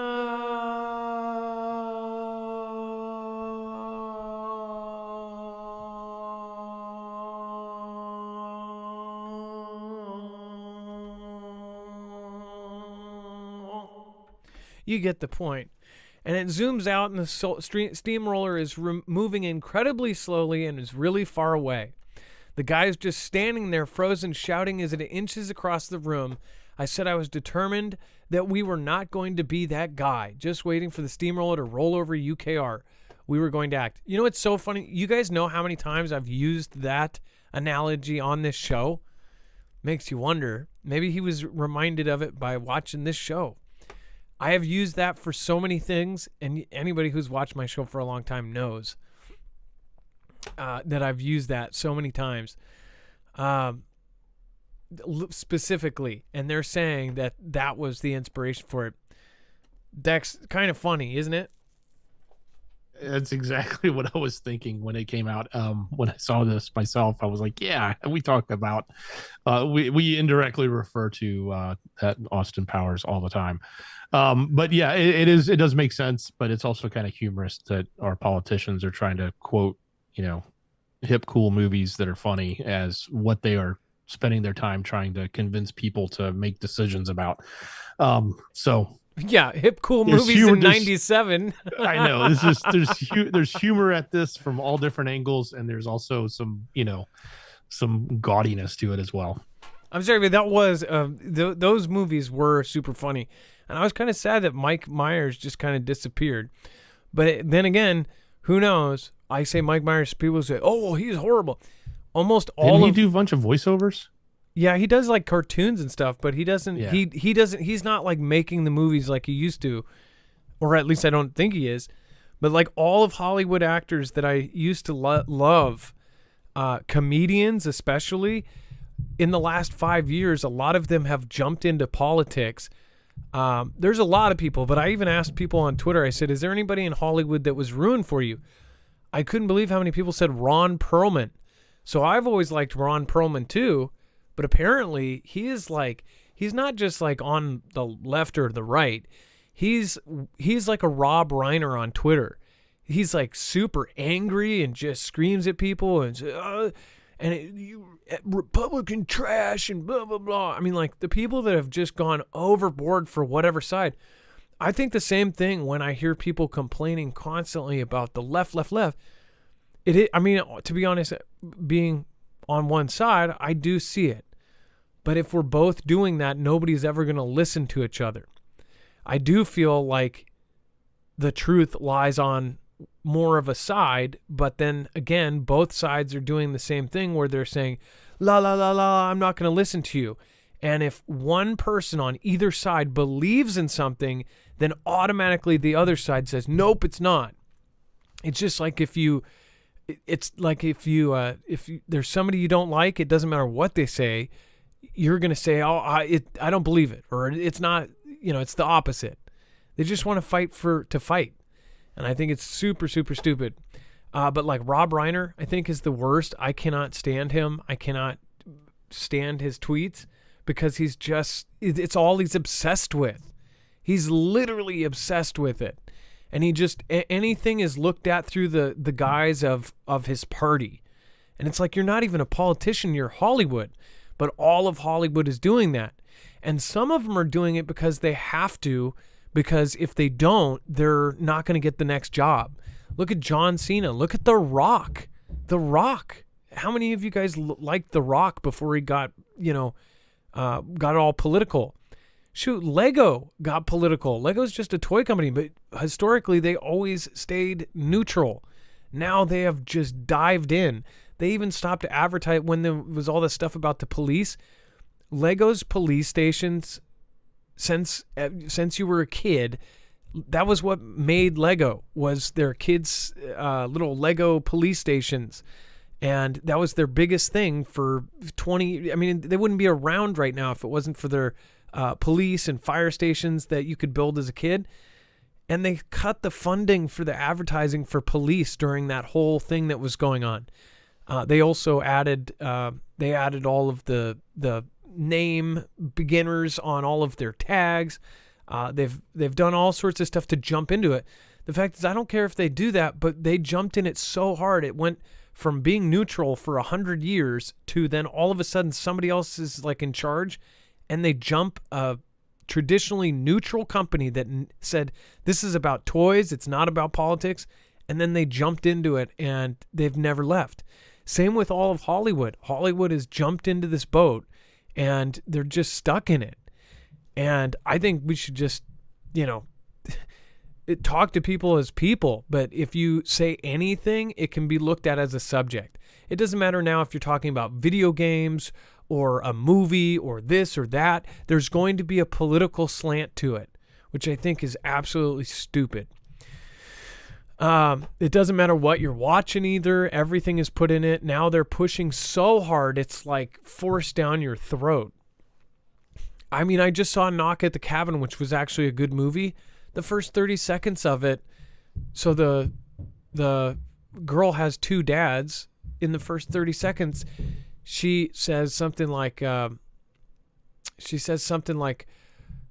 guy asks her, and he's like, how does that make you feel that you have two dads or something? Oh, it makes me feel good, but it doesn't make me feel good when my school guidance counselor says, I'm glad you have two dads. Or I'm so happy you have two dads. And she goes, it makes me feel like she's actually saying the opposite. And she goes, also, Disney shows don't have two dads. So they like called out Disney in the show when Disney for the last 2 years has been literally like going, making sure they even said a statement that they were going to have 50% of all their characters, be in that zone, right? And it's like, that's not what real life is. 50% of people aren't one way or the other. It's like, why would you go overboard with it? It's crazy how politics has taken front row, and it's not because they care and they're for equality or something. It's because it's part of an agenda. Yes, we should all be equal. We should, we should support each other. We should push each other up. But don't do it so hard that you're like, forcing people to change overnight. It's insane. Let's see here. Thank you everybody that stopped in over on DLive. Dex, thank you. I think everybody needs to, of course, be positive. Keep your eyes open. It's really getting insane outside, and I hope that all of you are having a really, really great night tonight. Happy birthday, Dex. Appreciate you. Renegade Petey. Thank you. Penny Lane. Everybody else, happy day to you. And then, Dex, let's go over the web only. There's a lot of crazy stuff here. Yeah, there is. Don't go anywhere, folks. Sit tight. I'll give you the rest of the headlines. And if you're new here, what we're talking about is overflow. So the rest of the story, head over to marfooglenews.com, click on the thumbnail for the show, or open up the show notes link. It's in the description on YouTube and Rumble. It's right there. I'll take you to this page. You can get to all the sources we just talked about, all the links, all the news we just covered, and the rest of the story. So everything else that's going on in the rest of the story is right there on the page. Jump to it. Venezuela is using AI, an American newscaster, to spread dis info apparently. So they're actually broadcasting this. So kind of fascinating. There's some updates again with everything that's going on with the UKR because it's a monumental day. We saw, the 1 year anniversary of the start, and it's still going on. So we've got updates there. Around that, there was a UN resolution that doesn't really mean anything, but there was a handful of countries, like 6, and you can guess who they are, outside of like 3 that you probably wouldn't think of, that were supporting Vlad, and the rest of the 140 plus countries were against him. So it's more of a ceremonious looking resolution than actually meaningful. Nothing's going to come from it. Look, they parked tanks. 2 German tanks were parked, maligned Russian tanks, in front of the embassy in Berlin. So some strange protests, if you want to call them that, or acknowledgments going on.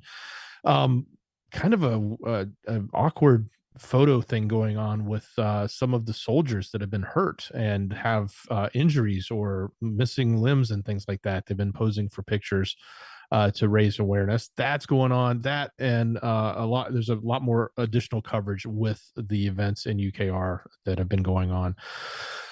There's discussions now about potentially capping the chips that South Korea is making in China. So specifically, that it's kind of like a loophole. They make them there, but then they're SK chips, so then they come in to America that way. They're thinking of capping those as a way of hurting Xi. Apparently there's some interesting things going on with the OOG. They're in one of the many court cases that's going on. They've said that they've quote unquote systematically destroyed evidence. And what's going on with that is they were using a internal chat system that actually deletes messages. So if they weren't retaining their message history, then any of that couldn't be used as evidence, which is kind of smart. I know a lot of people use that philosophy with email and other stuff. They just delete it all. You delete it, you don't have it. If you don't have it, it can't be used. Don't believe that, because it is out there somewhere usually, but nonetheless, that was what's going on, and they're being called on the carpet, so to speak, or at least an attorney is calling them on the carpet for it, but I don't know that that'll go anywhere. Xi is not happy with ChatGPT whatsoever, and they're looking at now policing it. And of course, they failed miserably at their version of it, which I'm kind of shocked they did, but they did. Hey, all the political coverage is here. I'm not going to get into the details, but there's plenty going on with T-Man, with DeSantis, with even Bernie's in the news. All that is there, including AJ of all people is in the news. Apparently, they want his cat. I don't know what's so special about his cat. I didn't actually read that one. If that's interesting to you, you can go check it. For all of our friends in Cali or on the West Coast and other locations that are hit by the storm, especially the people that aren't normally used to cold weather, you guys are getting hit pretty hard. Some places are getting their first blizzard warning ever recorded in history. Some places are seeing snow that they haven't seen since like 1943. So for those of you that are dealing with it, I know some of our mods are having to deal with this. So you guys be safe, stay warm. I hope you got your power back on. I know a lot of people are losing power. That typically happens in these types of events, especially in locations that are not prone to freezing temperatures or snow, like LA. Like they don't get snow. And then one last one, there was a billionaire in New York who decided to end things. So he did have some connections with the Clintons, as in Bill and the Hill, for many years. I don't know that anything is related to that. I have no other information other than what's just been reported about his perishing at his own choosing. So that and so much more, it's all on the website. Head over to marfooglenews.com, click on the thumbnail for the show, or look for that show notes link. It's in the description on both YouTube and Rumble. It'll take you right here. You can get to all the sources that we've talked about and the additional news that we put together for you every night. Thank you, Dax, and thank you everybody that joined us tonight. I appreciate all of you. Again, thank your mods. You can go thank them again by going over to marfooglenews.com/friends. You have lots of really great people over here, including all of our great mods. Thank you, Wages World, Trinity, Ilea, RGL Harris, Rip Curl Readiness, Lisa R. Hall, Jammer1, Gem, and of course CJ Blaze, Chance Paladin, Bones, and April. Thank you so much. You guys have a great night. Be safe, be prepared, and Marf out. It is now time for the shoutro. It's not an outro, it's not a shout out. It's a shoutro.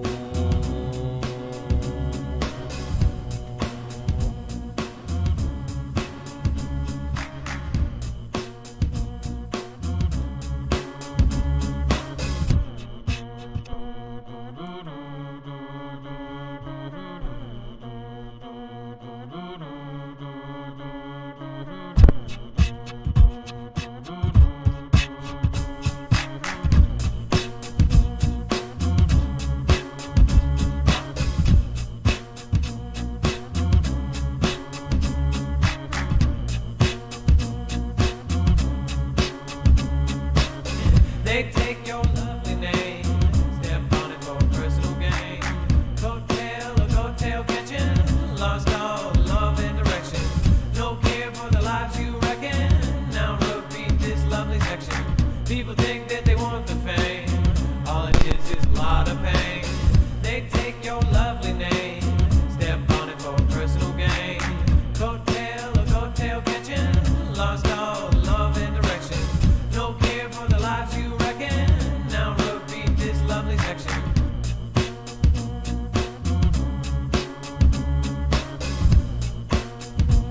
Thank you, everybody, tonight. I appreciate you. Thank you so much, all of the mods. Make sure to go over and check out their channels.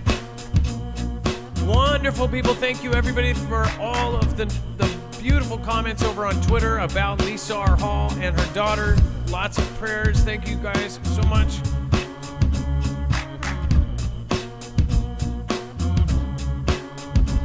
I got the Daniel Becker and the Matthew Shah. My blue sky Mr. Ride. I see I'm back with the Thomas C. Bryan. I'm crazy, Bromfield, I'm not or by on down, and now we die. Among our surgery in the jail famine. Hey, now back now, also salmon. Do it, I fight down, bar, let it go. I won't back, and I gotta go. Whoa, I back, I down, and I wiggle on the whoa,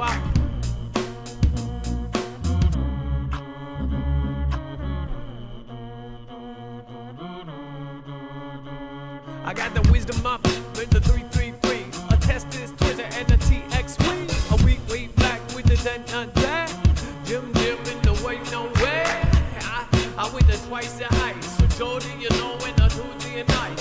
Hey, back now when the chassis no ride. Hold now down in the Zoom bug white. Hey, now back with the one I'm there. Bring it on down now, everybody waiting. A data star and a head trip. An LW and a Mississippi. I said a won't now back. Black cat, a whirly gig and a nickel wise. Lisa R. Hall and the Mr. Guy, a Bill and the Black and the Ron Trader. Everybody going back, no hating. Everybody going down and I'll see you later. Hey, la la. I say hey, la la. I say hey, la la. I say hey, la la.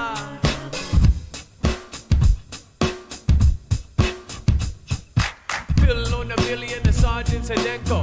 Everybody on the back now, Jenko. Maybe those pants I hold a 40. Bring it right down and I hot not know me. Back up after back in the 90s. Bring it down now, you can find me. With my Walkman and my bad earphones. And they falling out, turn them the right way. To hear everything that I say. How 9,000 and the what said. Hey, with the red pill. And the next J, everybody say. I got the Marvin fun time in the dojo, did you know, in the Rockwell, whoa. Hey, with the die and day, bring it back down and what do I say? Ball in the off, ball in the hooks, these are all and the Mr. Vocal. I, Captain, Mary on the Mick, Henry, and it happen, we are back now, smashing, flashing. Oh, now it's the day, RTWT way, there's way. I got the truth seeker on the VRP, back on bring it down on the bring it high,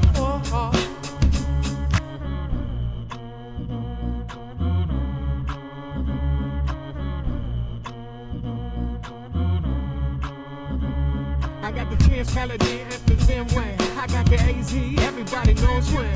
This is some O-K-E-I-W-I-C-I. Everyone got a B-B-I-I-I. Captain Foggy Monkey, a Willie on fire and a F-I-O-B. And the group now back in and everybody see. It's gonna be like the N-I-Z-I. A W-I-Y with the Y-Y. I bring it down now with my dry eye. I'm no more with that big vibe. With the Bruce on the smooth spring thing. Pina la, bring a team, figure out, everybody gonna go be behind, be high, with the mommy night dream. I love my Google fam and my IC. I didn't win AZ, test the twister, aka Texas, Twitter, and the winner. I think back now and I gotta get the weather. Gang fair, Monk Surger, and the black truck, really giga. Bigger, got a bigger. Oh, now everybody gotta be a nose bigger. Island in the hole. Bring it back down, say no to the NWO.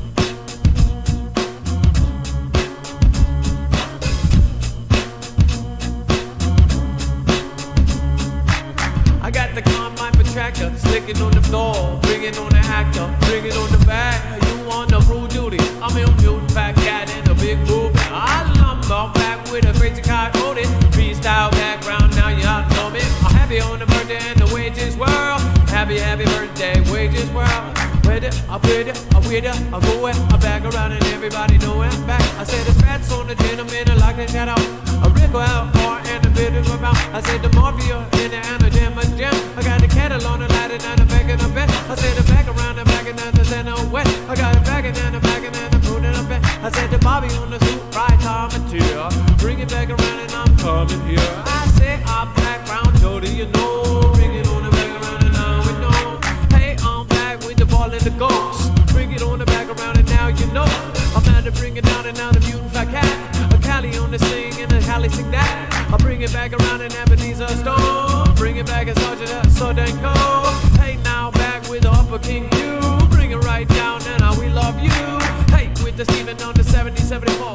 Bring it down and back around and give me some more. Hey, I said the PR, with the PR in the band name. I love it in a Marf and the band name. I've been background down in the damn name. And in the sandstorm with the sand name. That's Shashkino on the candy. I'm back now with the tuna back mouse. Who's on the Brooks and Miller and a big down. In on the Hope and the Lisa Hall in the PR, be on the BR. Hey, now maybe in the VR, maybe in a simulation in my backyard. Everybody knows we gotta play hard. Poco Loco on the deck fair. I'm Marfoogle, freestyle loaded. I said fall back, run a Susan Big. Bring it on down, now the beat so weak. I said a cheers, block beer. Everybody, I swear, I went on back with the W-I-S-N. Oh yeah, and a P-O-D. I said the P-O-D, I said the P-O-D, I said the P-O-D. I said the stand and the P-O-D. I'm a bunny's gonna on P-O-D. I said the muffin is the BTS. I got a big up on, I know you can see. I said the see out there on the Twitter fight. I'm treading on the fine line, fellow on mine. I'm a back down with the bow wow wow. A big dome background to go out wow. I got